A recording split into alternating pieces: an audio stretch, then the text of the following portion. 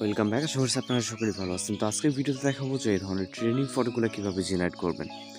এগুলো জেনারেট করতে হলে আমাদের গুগল জিমিনি অ্যাপ্লিকেশনটিকে ওপেন করতে হবে, যেটা প্লে স্টোরে অ্যাভেলেবেল আছে। জাস্ট আপনি ওখান থেকে ইনস্টল করবেন, ওপেন করবেন। একটি জিমেল অ্যাকাউন্টে কানেক্ট করার পরে এগুলো ইন্টারফেস দেখতে পারবেন। এরপর এখান থেকে ক্রিয়েট ইমেজে ক্লিক করে প্লাস ওখানে ক্লিক করবেন, গ্যালারিতে চলে যাবেন। এরপর এখান থেকে আপনি আপনার মতো করে যে কোনো একটি ছবিকে সিলেক্ট করবেন, যেটার ফেস অর্থাৎ চেহারাটা জাস্ট ইউজ হবে। ওকে, চেহারাটি ভালোভাবে বোঝা যায় এরকম একটি ছবি নেবেন। পিকচারটা আপলোড হয়ে গেলে আমরা এখান থেকে নোটপ্যাড থেকে একটি প্রম্পট কপি করব, যে প্রম্পটের মাধ্যমে মূলত এই ধরনের ফটো জেনারেট করতে পারবো।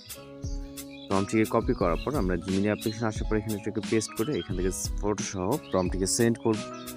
এরপর এখান থেকে আমরা অপেক্ষা করব 10 থেকে 20 সেকেন্ডের মতো। এর ভিতরে মূলত আমাদের ফটোটি জেনারেট হয়ে যাবে। জাস্ট নিচের দিকে আসলে দেখতে পারবেন। এখানে আপনার নেটওয়ার্ক যদি কোনো রকম ইস্যু না থাকে তাহলে এটা খুব সহজে জেনারেট হয়ে যাবে, যেরকমটা এখানে দেখতে পাচ্ছেন। অনেক সময় নেটওয়ার্ক ইস্যুর জন্য অনেক রকম প্রবলেম হয়ে থাকে। তো এখান থেকে আপনি খুব সহজে এটাকে ডাউনলোড করে নিতে পারবেন। সেকেন্ড ফটো জেনারেটের জন্য সেমভাবে চাইলে ক্লোজ করে দিতে পারেন। আমরা একটি প্রম্পট কপি করি। ওকে, সেকেন্ড একটি প্রম্পট কপি করে দেন হচ্ছে আমরা জিমিনি অ্যাপ্লিকেশনটি ওপেন করব একইভাবে। ওকে, তো এইখান থেকে আমরা হচ্ছে প্রম্পট একটা অলরেডি আগেই কপি করে নিলাম।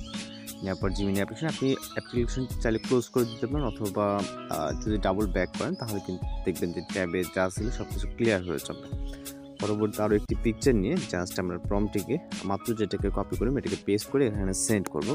পূর্বে একটি ছবি জেনারেট করছি, দেন এটা হচ্ছে সেকেন্ড একটি ছবি। ওকে, এইভাবে আপনি চাইলে একটা পিকচার দিয়েও কিন্তু বারবার এই ধরনের ফটো জেনারেট করতে পারবেন।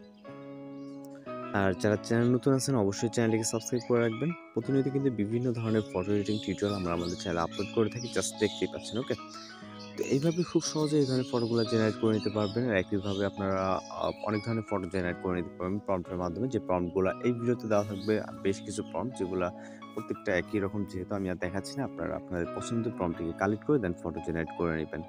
স্ক্রিনে এখন যে ছবিগুলো দেখতে পাচ্ছেন, ছবির পাশে কিন্তু প্রম্পট দেওয়া আছে। এই প্রম্পট বলতে এখান থেকে আপনি স্ক্রিনশট নেবেন, যেটা ভালো লাগে। স্ক্রিনশট নেওয়ার পর টেক্সট এক্সট্রাক্ট করে দেন এই প্রম্পটগুলোকে ইউজ করতে পারবেন। তো আশা করি সকলেই বুঝতে পারছেন।